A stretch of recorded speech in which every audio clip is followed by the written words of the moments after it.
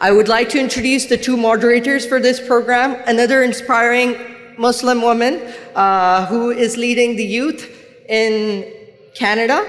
Her name is Isra Iqbal. She's doing her master's at York University in kinesiology and health and science.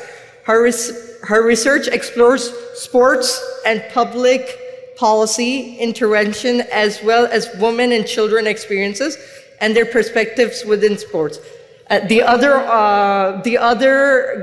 panelist, moderator, sorry, I would like to include is Arif Jahangir, the host and the producer of Toronto 360, ex-Secretary General of ICNA Canada, and a consultant IT consultant by profession. With a round of applause, the two moderators.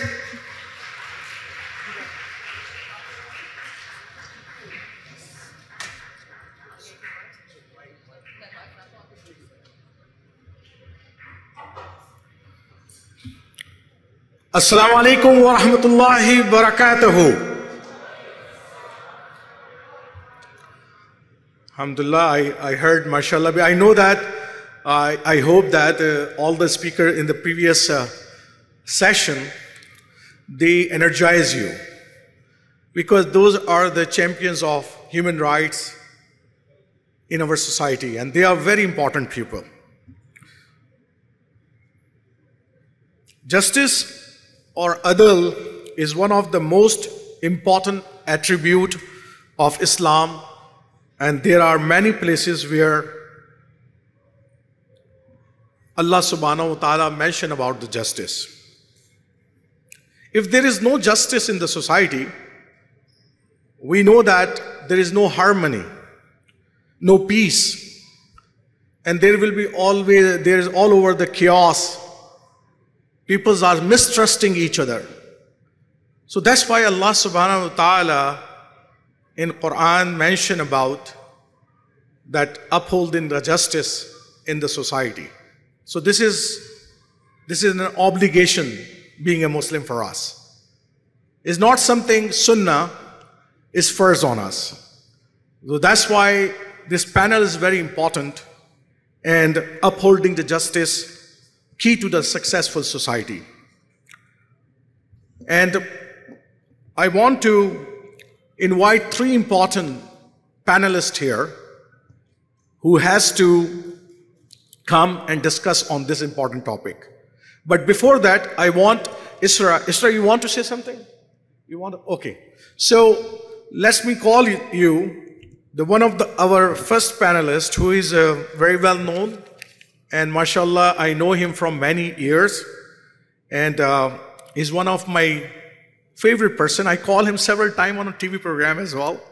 And Dr. Zahid Bukhari. Dr. Zahid Bukhari is the ex-president of ICNA Canada, and is a former president of ICNA Canada, as well as the executive director of Center of Islam and Public Policy. His research focus on Islam in the West, Muslim public opinion, and interfaith relation in the United States. Dr. Zahid Bukhari, please welcome him.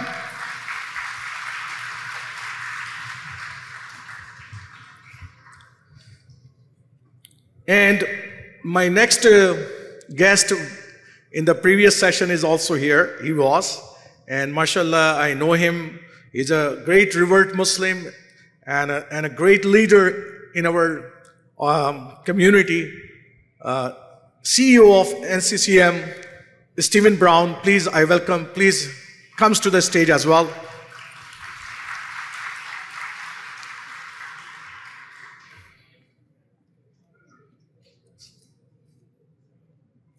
And our third guest is the Executive Director at Justice for All Canada, Human Rights Advocates, and personal growth and leadership trainer in our society as well. We all know him. We see him many places. Brother Taha Ghayur, please welcome to the stage as well.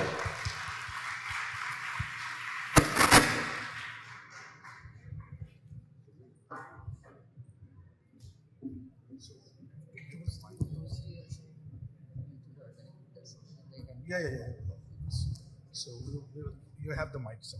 So we will, Ahmad, this one for here also? Yes, take it. You can share.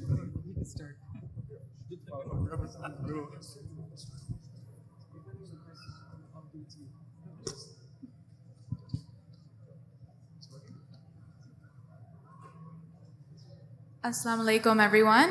My name is Isra, and today I will be just starting this discussion of our panel. So thank you to the three of you for joining us to discuss such topics. So as I'm asking you a series of questions, and as I'm proposing them to you, any one of you can kind of like chime in regarding the matter. So let's start for the first question. So there's various definitions and implications of how individuals define social justice, human rights, and political rights. How do you define these terms, and what do these terms mean to you?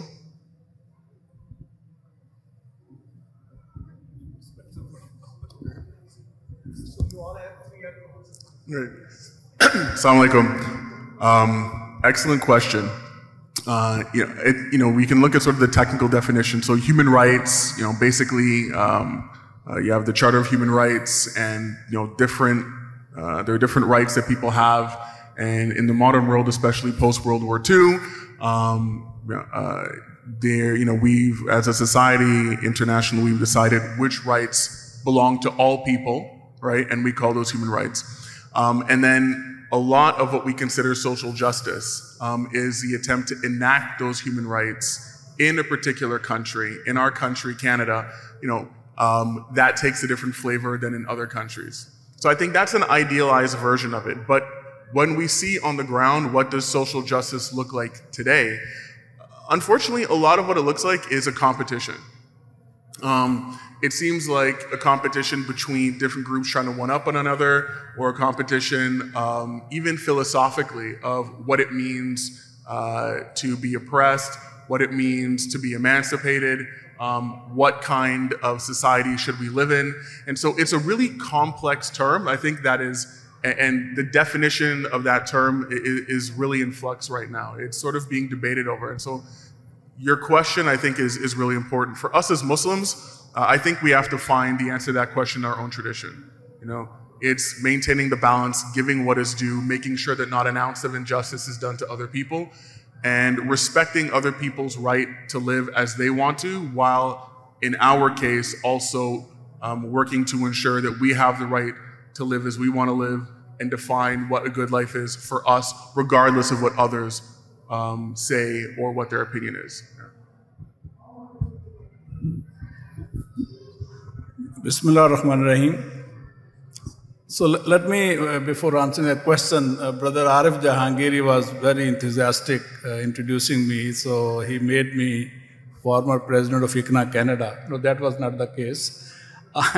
However, I'm really glad to come here again. So in 90, when I was appointed in 1990, ICNA, at that time only Islamic Circle of North America, really, I was appointed Secretary General. So in that way, I was Secretary General of USA and Canada at both time, at that time. And for that reason, I'm saying, just digressing, so one very special one came here, looking at like Isra and the other young one, the moderator of all session, and the young one volunteering this convention. It's really a blessing that the future of ICNA, inshallah ta'ala, in a very safe hands, and it will be progressing. I just say from my bottom of my hand, that is the real happiness that I felt here when coming here in this convention. Number two, about the social justice, I think we can define in the Western term, but I think in the Quranic terminology, in Surah Al-Hadid, Allah subhanahu wa ta'ala is saying, just the translation quickly I'm saying, Allah subhanahu wa ta'ala has sent all messenger, not only Rasul Akram sallallahu alaihi wasallam, all messenger with clear evidence, with scriptures, with mizan. Why? People affairs could be maintained on justice. So that was the purpose of Allah subhanahu wa ta'ala is explaining. That was the purpose He sent all messenger. So in that way, I think the relationship with human being and Allah subhanahu wa ta'ala, human being with other human being, and human being with the nature. Over there, if the balance is not there, that is injustice. And that's the issue of social justice becomes, especially in America and Canada, and I'll talk about the USA basically, the human connection, the relationship with one human with other human, if it is on discrimination, if it is on hate, if it is thinking that I am superior, other group are very inferior, that issue of racism, that issue of all those, whatever, that becomes the social justice issue. And then we can think about some other direction also. But that is the basic, I think, term from the Quranic where we thought that because the whole universe was established and Allah subhanahu wa ta'ala has sent all messenger, that the affair should be established on justice. Assalamu alaikum wa rahmatullahi wa barakatuh. Alhamdulillahi rabbil alameen. Wassalatu wassalamu ala rasulil kareem wa ala alihi wa sahbihi ajma'een. So not to repeat what my co-panelists just mentioned, there's an interesting quote by Nelson Mandela. He said to deny people their human rights is to challenge their very humanity. And that is, I think, the essence that we need to keep in mind. And I think Stephen just referred to a very foundational document that I think we should all be aware of. And it surprises me that most of us perhaps have never even read the Universal Declaration of Human Rights, which is very critical, foundational document. And it came about as part of the human rights movement in the aftermath of Second World War and the Holocaust. And this was adopted in 1948 by the United Nations General Assembly. And it actually has 30 articles or 30 basic human rights that are so critical, that are so inalienable, so fundamental, that no human being should ever be denied. And, you know, as Stephen was saying, that it is unfortunate, it is sad how much double standards there are around the world and how it is applied. So if you look at globally, you know, we talk about human rights of certain nations and certain people at the expense of others. If you think about even, for instance, very specifically, a cause that is very close to my heart. How many people remember the boat people? Anybody knows what I'm talking about? The boat people? We're talking about Rohingya people. So in 2016, 2017, 2018, when we started seeing, 2017, 2018, we started seeing these boat people stranded in the middle of nowhere. The world was silent. These people were starving. They would rather jump into the water and kill themselves than to starve. And I have talked to the survivors of some of these people, some of these boat people, right here in Canada. And I can tell you some of these heartbreaking stories. And what was more heartbreaking was the fact that there were all these countries that were watching, neighboring countries watching, and did nothing and let them die. Why am I mentioning this? Because this is one of the fundamental 30 rights that are enshrined in this document that we were just talking about. That if you see anyone stranded on a boat in the middle of sea, in the middle of water, it is that nation's responsibility to, at the least, to go and rescue them. But we failed so many Rohingya people. Until this day, immigrants from Africa, we hear this almost every week, a story of a boat drowning. And we are not doing our job as individuals, as countries, and even as Muslims to stand up for these basic human rights that are essentially Muslim rights and prophetic rights as well. Jazakallah khair and mashallah. So we define now that what's the human rights and what it's meaning to all of us, right? So my next questions to Dr. Zahid Bukhari is starting from you, that how we Muslim uphold justice in a multi-religion and diverse society. Because we have a scripture, Quran, alhamdulillah, for guidance for us. But there are many people who are in our community, diverse culture is there, diverse religion is there. They don't accept those things. We accept. So how we have to do, uphold this justice in this society? Listen, the Muslims, I think I have discussed with Arif before also. Muslims are relatively new kid on the block in USA and Canada. And we were very much concerned about ourselves. And we should be, because if Muslim age is, in USA especially, after World War II, when 1965, I think, the immigration laws were passed, so Muslims are coming more and more in the USA. So for initially, they are concerned about themselves, and then the establishing places of worship. Then taking care of their children. That's the second stage. Second stage was taking care of back home, sending money back home. Then got married, children, taking care of their children. The Islamic school and all those things. Then their own issues. But then ultimately, when the community is getting more strong, more mature, more secure, then they will take part in the issue of the society. So the question you are asking, that is very relevant right now with the Muslims. Yes, they have been crossing those stages very quickly. Once we were discussing in one of the newspapers in New York with the editorial board, and we described, that was some years ago, so we were describing Muslim situation. One of the person from the editorial board said, what I heard from you about Muslim, you are on that stage when American Jews were in 1920s. But we told them that Muslims are catching up very swiftly. So yes, Muslims have to cross all those stages very quickly, but now they should understand that the only talking about or looking for justice only for Muslim is not enough. No, we have to stand up for everybody here. Muslim issues, not only hijab and discrimination and something, no.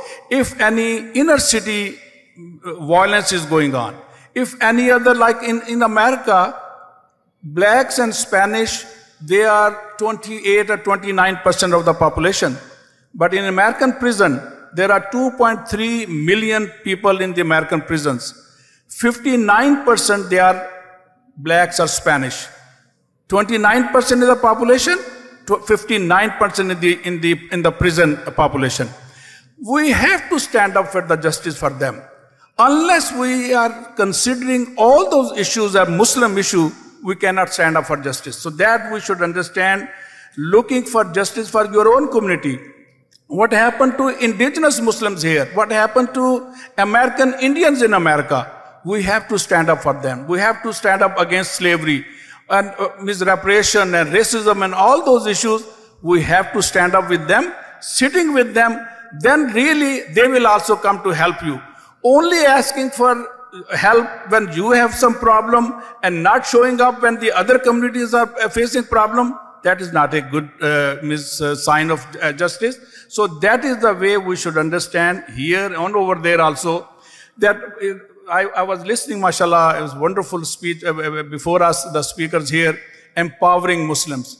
This year, we are doing our program, ICNA Council for Social Justice, empowering Muslims for a just America. So that is the way, why we want to become empowering, not for ourselves. No, we like to have a just America, a just Canada, then we can really empower ourselves. So that is the way to, I think, go for the justice. Anybody want to add, please? Yeah, I couldn't agree more. I think something that Muslims have, that we can really contribute to this society is teaching society how to re-engage with the concept of justice. Being a social justice warrior has almost become an insult in North American society, and there's a reason for that, right? Like, I'll give you an example. When I was in university, my employer invited somebody to come speak to the school about African American rights and the civil rights struggle, and they invited all the employees on work hours to go to this speech. And one of my colleagues, I was the president of the labor union at the time, and one of my colleagues comes to me and says, Steve, do you know that apparently there's this rule that says that white people have to sit at the back? I was like, no, I know our employer is very, interested in social justice, but it was true. They had put it on Facebook. And when I went to go speak to my employer about it, they said, number one, white people can't be racist. White people can't be victims of racism because they're white. And the second thing that they said was, you don't understand what racism is. You should come to the speech and we will teach you. And, this is a 22-year-old girl with blonde hair and blue eyes that's explaining this to me. And so, this idea of there's justice for some, not for others, that we should treat people differently, that some rank higher on the totem pole of oppression than others, that we get to choose when we're just and we're not. It flies in the face of what justice is. And so from a Muslim perspective, and agreeing 100% with what you said, Doctor, coming from the perspective of we're all God's children, we all have the right to dignity, we should all be treated equally, and that we have a responsibility to fight injustice and unfairness wherever we see it for everybody, is a real opportunity for us to contribute to society based on who we are and our fundamental principles. So I think that's a real opportunity for us to contribute, and it's a core piece of why we as a Muslim community are absolutely essential to American and Canadian culture right now.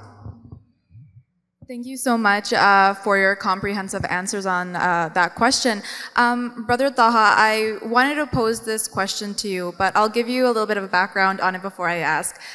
Many think that we live in a fortunate society. Well, that may be true in some sections and in some sectors of our society. I think that, unfortunately, our society is embedded. The social fabric has become embedded with social inequities and social injustices. Now, can you speak on some visible injustices that you have seen in Canada or in North America based on your line of work? Great, thank you very much. Actually, I'm going to build on what you both said and going into what you were asking me about. One of the most liberating ideas for me in reconciling this idea that you, as a Muslim, should also be speaking for the rights of others was when I came to learn from one of my teachers that, and it's in Islamic tradition, by the way, according to the traditional scholars in the past, they listed 3 areas where Muslims do not discriminate. We should not discriminate ever, regardless, but specifically 3 areas that you do not discriminate, meaning if you are in any of these situations, you make sure that you are in the front line doing something about it. Number 1 is taking care of your neighbors. And we know so many ahadith of the Prophet ﷺ about 40 neighbors around you, 40 neighbors behind you, in front of you, beside you, all that, right? That's one thing. So your neighborhood, and this is what we're talking about right now. Number 2 is taking care of the poor and the needy.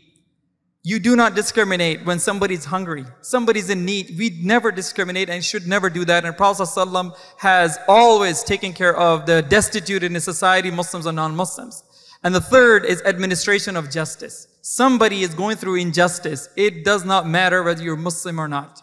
And I think this was so liberating when I heard this, because you keep hearing this idea, in the Muslim community, when you talk about sometimes segments in our community and society, let's say indigenous peoples, who have gone through for centuries and till this day do not have clean water.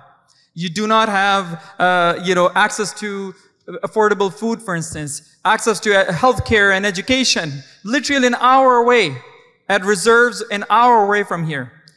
So when you hear that, when you talk about indigenous peoples, for instance, you get this pushback at times. And what about the Muslims who are being, killed in this part of the world? And what about this and what about this? Well, another principle of justice we need to keep in mind as Muslims especially is that we never compare the suffering of people. We never. I work on about 4 or 5, actually 6 different campaigns, global campaigns on human rights on different issues. Rohingya, Uyghur Muslims, Kashmir, Indian Muslims, Palestine.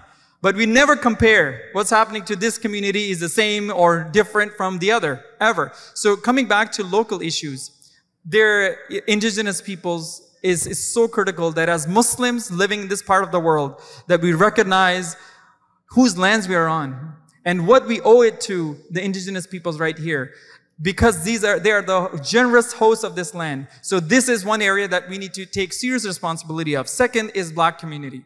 Black community, we continue to see systemic racism and discrimination that Black people continue to face. You ask a Black person, what they go through. I actually, because I'm not Black, I had to actually ask some of my Black friends, what is it like to actually drive on the street? A Black male, young, 30, 20-something year old, what is it like to actually drive on the street? And I was told by many of them, if not all of them, that you do not know how much fear we have every single time we drive on the streets, because you never know which cop out of nowhere will actually stop you for no reason. And this is a reality for so many young people, young black people. And I mean, we can go on and on and on about this, but almost every racialized community has gone through and will continue to go through, but black people and indigenous peoples are the allies that we need to work with and ensure that we stand up for them especially when we're expecting other people to stand with us. Thank you, Taha. So the next question is a very important question, and this is one of the survey that in a survey 42% of Canadians think discrimination against Muslim is mainly their fault. What does this survey reflect? And how we can change this perception of the whole society, because they are thinking the Muslims are themselves on this fault, that the discrimination was going on in the society. 42% is thinking that Muslims are themselves on this. They are the cause. They are creating that causing. That's a good question. I mean, if it wasn't obvious, because my name is Steve, I wasn't always a Muslim before. And I can tell you, you're absolutely right. When people that are not Muslims think about who Muslims are, almost everything that they think of and almost everything that they know is fundamentally wrong. They think that Muslims are very different from other people in Judeo-Christian civilization. Not true. They think that Muslims are boring. Not true. They think that Muslims are violent. Not true. So there's so many things that they think of. And when I was first studying Islam, what surprised me as a young black person was just how non-violent Muslims were. Because if the same thing was happening to us, right, we might not have been so patient. And so, what I'm trying to say is the following. One of the main reasons why I think there's so much ignorance about Muslims in society is because there's so much distance between Muslims and non-Muslims. We don't spend enough quality time together, right? If you are a non-Muslim and you hear for years and years and years negative stereotypes about Muslims, then when somebody actually does come to you and gives you a different perspective, your mind is probably not open to it. The first thing that we need to do is be deliberate about building close relationships with people that are not Muslims. I cannot tell you how important that is. Second, we have to create nexuses of shared experiences. Muslims are huge foodies. We love food. We talk about food. Where's the next halal joint and what's going on, and right? We never share any of this, right? We don't share our culture with other people. How many people know some random singer from the United States in some state we've never been before? How many people in your neighborhood know something fundamental about your culture? Go out of your way and share your culture. It is fantastic. After I became a Muslim, 11 years later, my father became a Muslim. My brother became a Muslim. My uncle became a Muslim. It's not because I was special. It's because of It's because of the people they spent time with.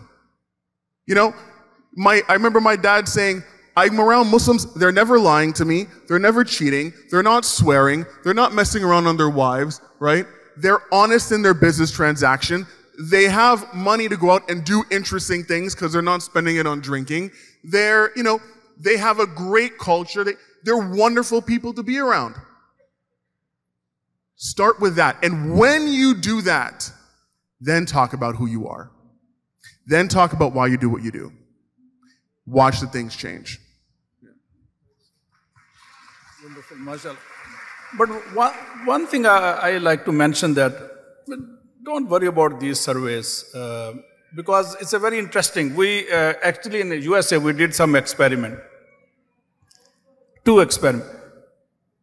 During Donald Trump's first campaign in 2016, he made continuously remarks against Muslims. Continuously, he was against banning Muslim, immigrant, Islam, Muslim. Other Republican candidates were making all those comments. University of Maryland, one professor, their research institute, they did 4 national surveys during that year. And then he wrote a piece, his op-ed piece in Washington Post in February 17. And he wrote that during 2016, when Republican, their bashing of Muslims were increasing, American public opinion was more in favor of Islam and Muslims. So that piece was written in Washington Post. So because as Stephen has said that, and Alhamdulillah, we have won these battles. Last 20, 23 years, we have won several battles. I was listening here, 10 member of parliament in 338. It is almost 3 point some percent. So, but inshallah, we have 5% population. We will be having more, inshallah, 17% at least with 5%. Then we will have more. And local level, another level in academia, and other Muslims are progressing, and it is being accepted. And if I think I will ask the survey, all those survey, those who are doing survey, if they are asking one general question about Islam and Muslim, ask one question: what about your neighbor Muslims? What is your impression about him? You know, American style, when you ask about Congress, we hate Congress. When you ask your congressman, oh, he's very good, he's lovely, she is very good member. That is exactly the dilemma. Muslim, there maybe they have generally opinion is very bad, but you ask your neighbor Muslim, your co-worker, oh, he is very good, she is very good. So that dilemma is there in public opinion. But I think, as he said, Stephen, we have to work more. We have to share our wonderful food. No question about that. So, but also our culture. And I think Muslims are doing their open houses, inviting Muslims, taking part in the local level campaigns. I think that is I feel like in September 11, before September 11, after that, we crossed one big river that from haram, voting haram, we are taking part in the American politics, Canadian politics, and yes, a lot of bad things, but we have been continuously taking part. Now I think what is going on in the society, we are crossing another bridge that we have to take part in the local level, grassroots level. That is the participation more necessary. School board, county board, in America, in American sense, I think we have to take part on that level, and also very proudly describing our faith. This is our faith position. I think that is the opportunity we are getting. Grassroots level participation, sharing our food and culture, but also saying that this is our faith and we are very proud of our faith on different issues. What is our position, inshallah ta'ala. Thank you so much for your answers on those questions. And just to add really quickly, discrimination really, I guess, one of the leading factors is the stereotypes that, our media perpetuates and our society perpetuates.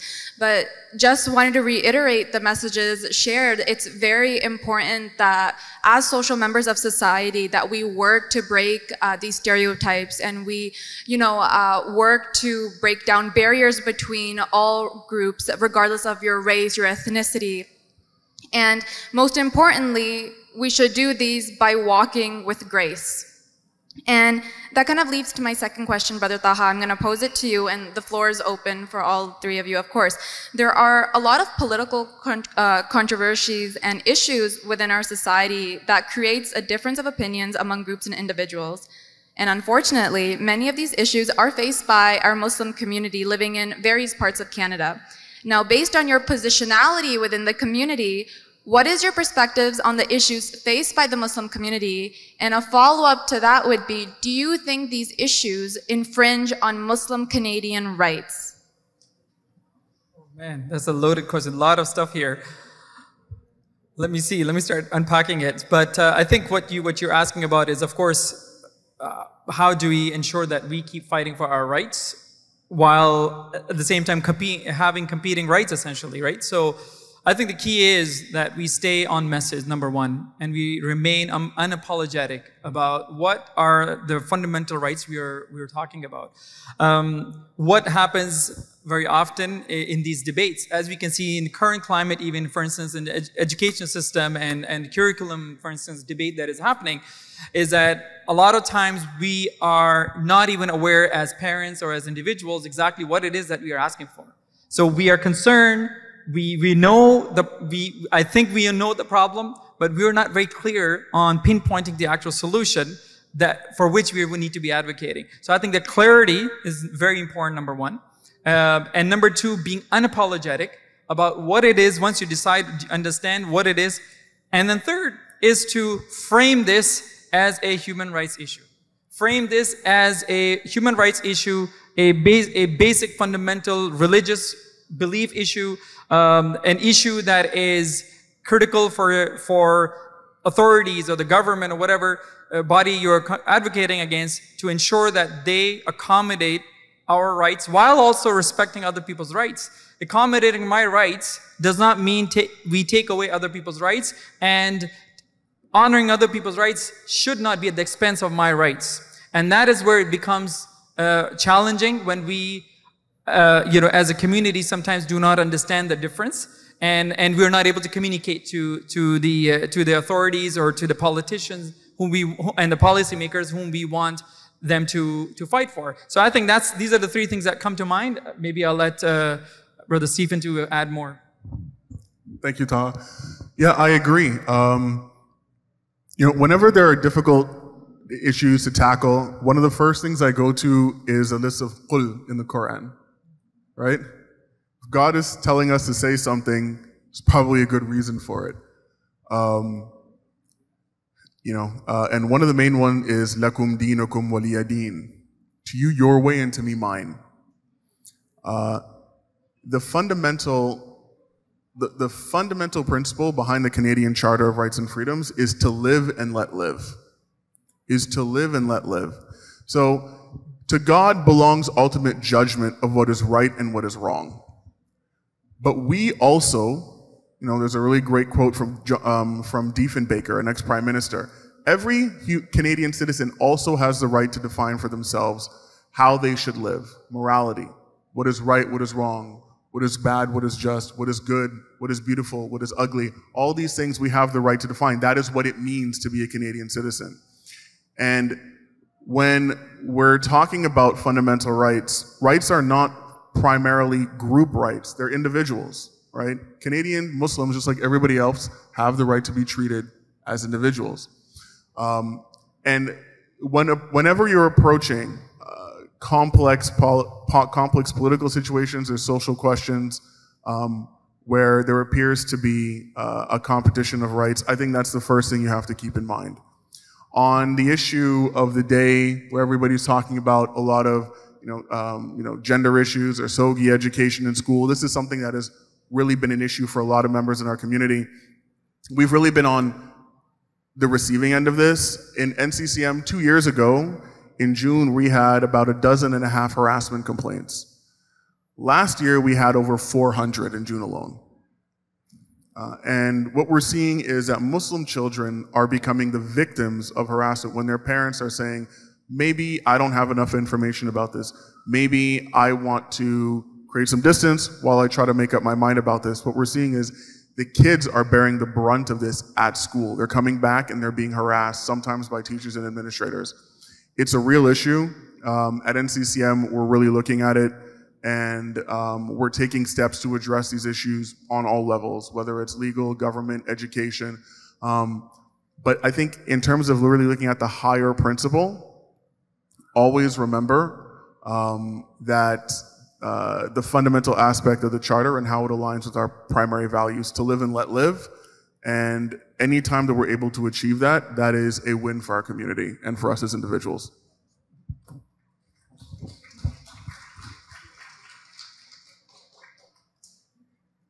Thank you so much for that, Brother Stephen. And I like how you mentioned the Charter of Rights and Freedoms, because that leads into my next question, which may pose to be a more controversial topic, but as Muslims, I believe we all know our stance on this, whether it's spoken verbally or whether we know it personally. So Muslims in various parts across the country believe that we don't belong or that our voices aren't being heard. And this is true for many individuals and groups a part of our Muslim faith. We feel that our rights are being restricted, which creates fear to speak out. An issue that the Muslim community is facing is regarding the education curriculum. Having mandatory sex ed education or discussing gender ideologies in schools is an issue that the Muslim community is facing. Now, Muslims are not the only ones that are against this form of education or they have opposing opinions. Many other individuals from various faiths have also spoken up about this issue. Since the government has made it mandatory for the curriculum to include sexual orientation education starting at grade 5, Muslims, especially Muslim parents, feel like they have to choose between their child's education or their religious beliefs. According to the Constitution and the Charter of Rights and Freedoms, all individuals should be able to express their religion freely. Now, how would you address this situation while preserving Muslim Canadian rights? And how should we approach such a controversial issue? It's a big question to unpack.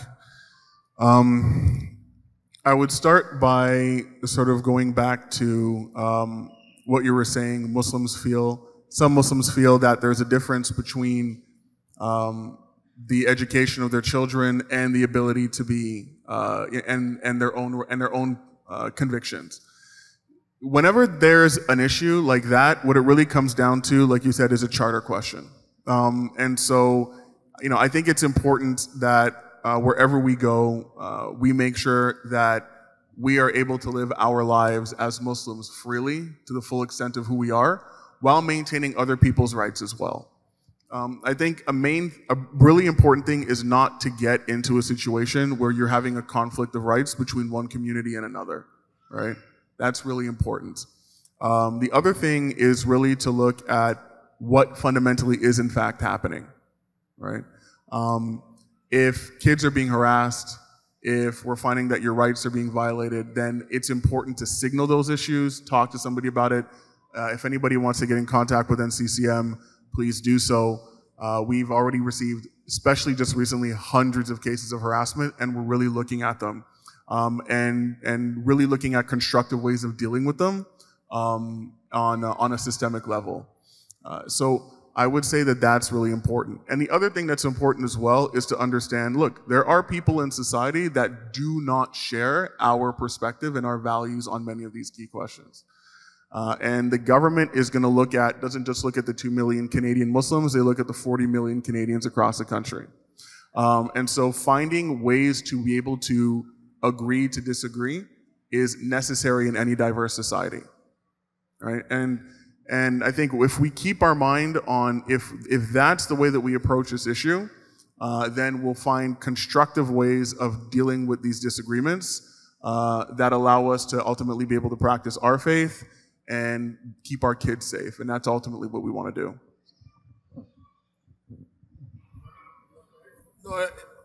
This issue is also a very burning issue among the Muslim community and also Christian community. This whole gender identity issue, sexual education in the schools and all those issues. So I live in Frederick, Maryland. So I think a couple of weeks ago in our masjid, our Christian organization came and they made a presentation and asked Muslims to participate in that. Basically, the argument is in the lines of religious freedom and also parents' rights. So we are talking about on those issues in this way. And I think Muslims, as I mentioned before, Muslims also recognizing they have to, like, there are discussion going on, we have to have a member in the school board, education board in both counties. And it is all over going on all over the USA that we have to have our more representation in the education board, in the county commissioner or county executive over there, because all those things are being formulated, or maybe in the, like over there, Democrat states and Republican states, they are behaving differently. So Muslims are accordingly making that. And then I think this is a lot of discussion going on. Probably this time, several Muslims, and I don't know the exact percentage, probably on the reason of this way, they will be not voting for Democrats candidate. Probably they will be voting for Republican candidate, even if he's a Donald Trump. So that type of thinking is going on. But watch out. I think that simple immediate reaction is also not good. But we have to be a little bit more discussion going on. Whatever we gain in the Democratic, I'm talking about the American perspective. In Democrat, yeah, we understand they are very extreme liberal or extreme progressive. But Muslim community, they gained a lot of space over there.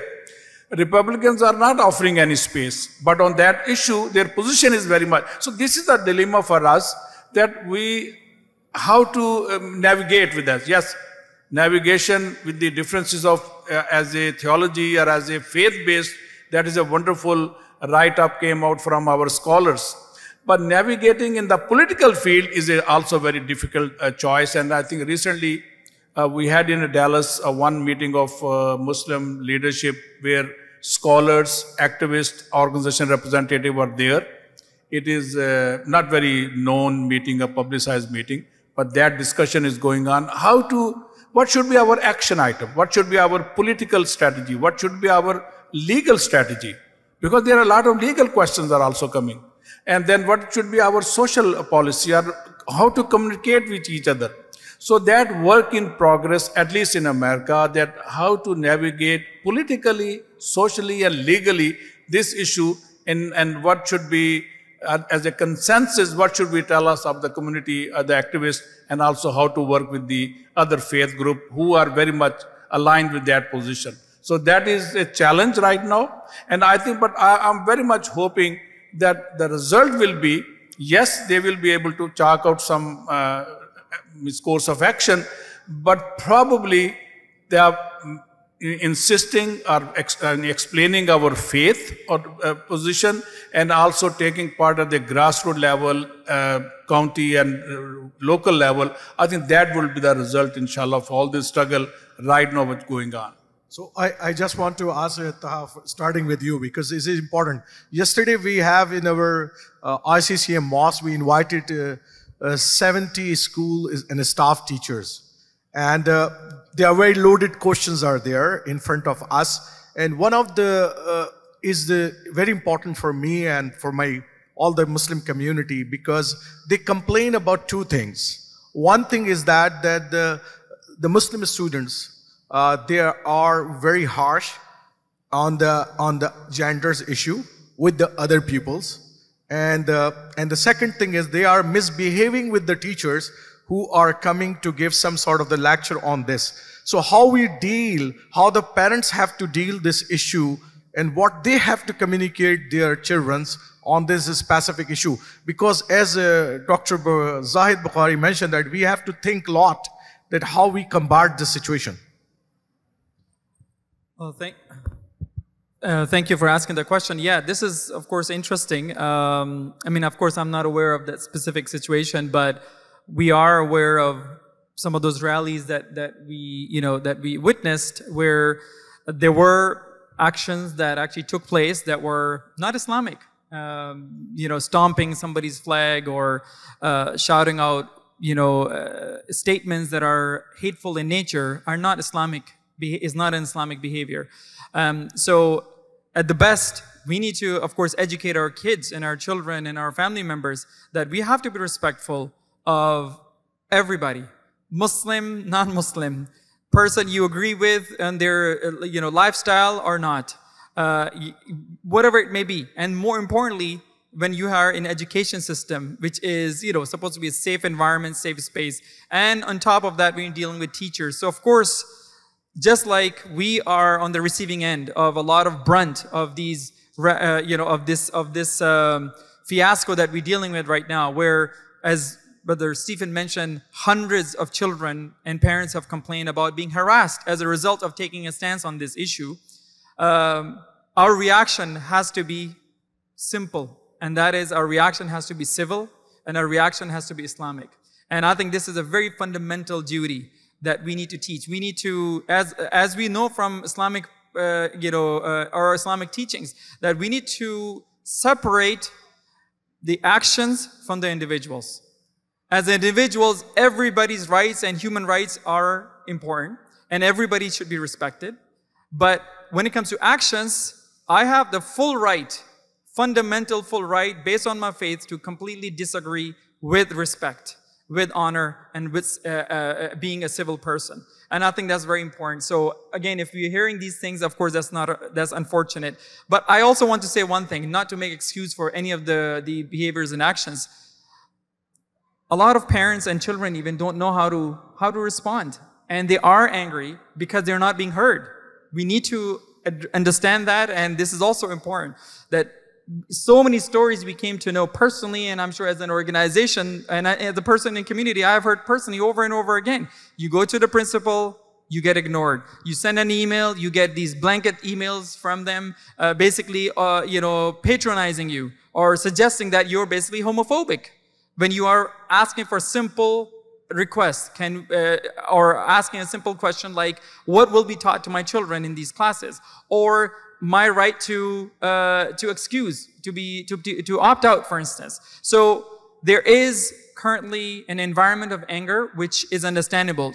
That does not justify how some of these kids may be behaving, but it is important that we simply recognize that, because if we don't recognize that, it is going to get worse.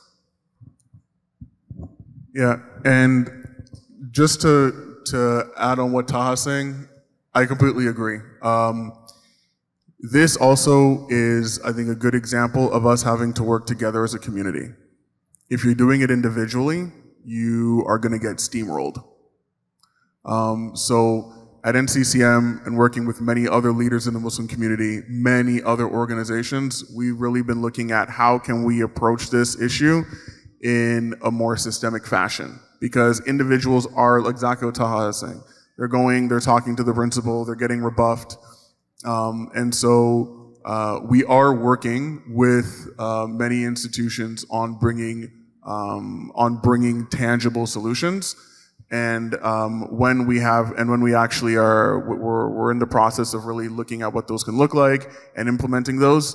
And the goal is to be able to really work as a community together to be able to overcome some of these challenges, because I completely agree. It is an enormous issue for the community right now, and it is something that as leaders in the community, we have to bring workable solutions that works for our community in the context of us being Canadians.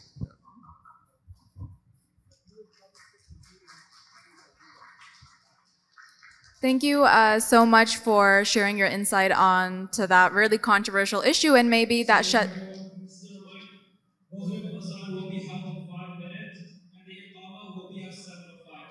To repeat myself, Maghrib Azan is at 6:55 in 5 minutes, and the Iqama is at 7:05. Okay, so maybe we'll just start with the concluding question. So hopefully your commentary kind of sheds light and insight on how Muslim parents can, of course, deal with these issues at face value. And just our last question for this evening, once you get into this type of research and this line of work, we start to realize how problematic a lot of things are within our country and within our society. For example, Canada depicts itself as a multicultural and diverse society. Whether that may be true at face value, when you compare it to the lived experiences of the citizens, of social members, that's not always true. So, leading into my question, Western societies claim to be more just than Muslim countries or Muslim societies, and these notions of justice could just, be there for show. Now, based on your experiences with public policy and policy analysis in general, how do you think we should contribute in establishing justice in Western countries? And do you think the interventions that have been implemented are effective? Assalamu alaikum. On this one, it is really important to understand how modern Western societies function. If you think that you elect Uncle Trudeau and he goes to Ottawa and he's running the country, okay? That is not the way it works, okay? The people that run the country are interest groups. civil society that is able to work together. If there are elements of civil society or elements in society that have an interest in making sure that your life is more difficult, it's going to be that way. Unless you work with your people to make sure that that's not the case. So, once upon a time, there are people who look like me who didn't have any rights, and that's because they didn't have invented, they needed free labor, right? There's a reason why Muslims right now are being maligned. It's good for votes. It's good for the weapons industry, right? It sells clicks. It sells newspapers. So in our society, the way to deal with this is to work together in a concerted fashion to push back government, media, legal, cultural. The more effective we are at doing that, the better it's going to be. It's not, in Canada, it is not just a question of morals and what should be. It's a question of what you can do. Your rights, you have them. They exist on paper, but they are only as good as your ability to defend them. So if you're feeling that, yeah, exactly. So if we're feeling that our rights aren't where they should be, then the first thing for us to do is to go, after we're done, go get some tea, go get some chai, and come up with a plan. Right? And with the amount of doctors and engineers and lawyers and business owners and people who speak multiple languages, inshallah, I'm sure, we're going to get it done.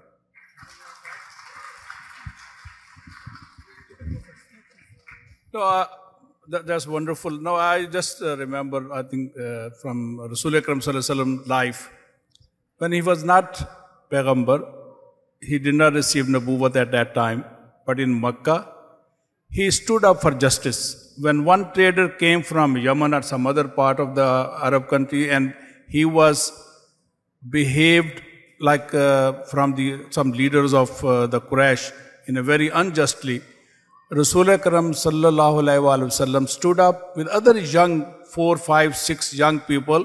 They made Hilful Fudul. They made an agreement. We will be standing up for justice for that person. And they took that in their hand and they talked to that person and they resolved that issue. And after Nabuwwah, he moved to Medina Munawwara. So once it was asked to Rasul Akram Sallallahu Alaihi Wasallam, he said, again, I am ready to do that type of Hilful Fudul. I think as Stephen was saying, we have to stand up for others. Then definitely, inshallah, we will be able to have, others will be standing up for you, and there will be justice in America and in Canada, inshallah ta'ala. Jazakumullah khair. Thank you very much. Wonderful what you all said. Building on what Brother Zahid just mentioned, the 3 C's of Prophet success. Number 1, care for community, care for humanity. Number 2, communication, communication, communication. And number 3 is coalition building. All what we just talked about today, all is encompassed by these 3 C's. Now, I want to just share and I'll end with this success story of Canadian Muslims that you need to be aware of if you're not aware of. Because that's exactly what we did starting 2017. Canadian Muslims, when we realized, at a time in 2012 when the world was silent, witnessing what was happening to Rohingya people. And it took us 5 years of advocacy where, alhamdulillah, we got to a point because of your phone calls, because of you standing up, because of the Burma task force that we worked with, where ICNA and many wonderful organizations like ICNA, ICNA and others actually were part of it, pushing for it, MAC and many others. We were able to get the Canadian government to be the first in the world to declare what was happening to Rohingya people a genocide, which has legal implications. Got the Canadian government to give $330+ million in aid and 280 something again. Got the Canadian government to revoke, for the first time in Canadian history, an honorary citizenship, which was the citizenship of Aung San Suu Kyi, and put sanctions on the Burma government, and on and on. And just last year, mashallah, because of similar advocacy work, that we were able to get Canadian government to pass a motion to bring 10,000 Uyghur Muslims as refugees to resettle in Canada. Now, and then we are, alhamdulillah, both NCCM, Justice for All are fighting on the India issue, on specifically RSS and the Hindutva issue. All of this is possible only because we are, alhamdulillah, in this country that gives us the honor and privilege to fight for our rights, and that will never happen if you do not speak out and if you do not exercise your rights. Jazakumullah Thank you. khairan. So I thank you very much, Taha, and every one of you. I just want Dr. Zahid Bukhari, if he can conclude this whole session, what will be our take-home message for all the audience in 2 minutes. Thank you very much. And I think it's already Azan is called. So only one thing I think what I heard from everybody, I think we have to be involved. We have to be proactive. Parents have to be involved with the children, not when this gender issue came up. No, they should be involving with the children very soon, as soon as I don't know what the PTI situation here, the parent-teacher PTA, parent-teacher association. That type of our parents should be involved, should be involved in that issue over there. I think that involvement everywhere, proactive, involvement, very much getting involved in those issues. I think that is the basic thing for the grassroots level, opening up with the sharing with others. Not the passive life is not a Muslim life. Very active life is a Muslim life, inshallah. Thank you, everyone. And on that note, we are going to conclude this session. So thank you so much for actively listening. And thank you to our panelists for engaging in our creative discussion and answering those questions for us. Thank you so much. Jazakallah khair.